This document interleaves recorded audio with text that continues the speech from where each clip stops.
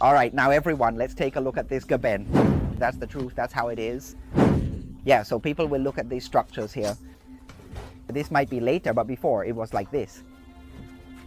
Maybe before it was something like this. Yeah, maybe before it was like this. It's talking about the structure. Yeah, that's how it was in the past, and the bones weren't placed here. Yeah, the bones were placed over there. We saw it the other day. I already filmed it. Here, these are the statues of the reclining Buddha, everyone.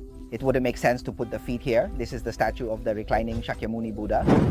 Here, the workers. There's a mouse here. They're working. All right, all right. You know, everyone, this is one of the video clips that I think is quite interesting. Because going together with grandma, it's like the two of us, grandmother and grandchild, also have a special memory here, grandma.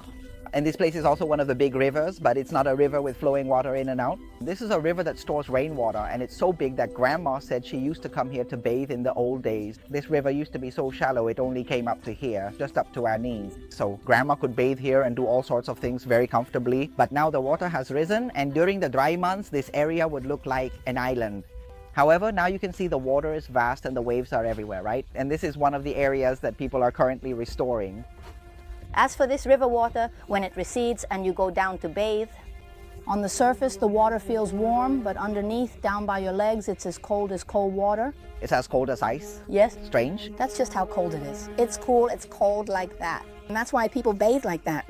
They often dive down below, they don't stay on the surface. Here, most of these structures are located within the Angkor Siem Reap area, Grandma. I noticed that almost everywhere there are these towers, these Angkor towers.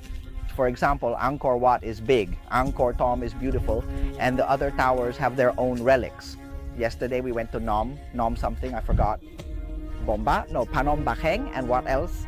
Taprom is also one of those places. Those sites that I think are just outstanding, right? If anyone comes to Siem Reap, they should definitely visit those towers. They are absolutely beautiful. Especially Taprom, which is one of those places people often say looks like piles of ruins made from stone, you see? That's how the stones were back in the day. Just think about how many structures people managed to build up. Nowadays, the people still have to use all kinds of equipment like big machines or even large wooden beams like these. But back then, they didn't have enough equipment like this, so how were they able to build such things? That's one of the mysteries that amazes the whole world.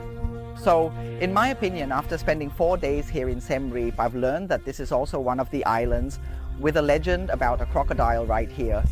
And then there's the skeleton. So the skeleton is probably right here too, isn't it, Grandma? Yes. It was probably dug up from right here, and that's something I find quite fascinating. If you don't learn about the culture, if you don't come here to explore, you would never know about this.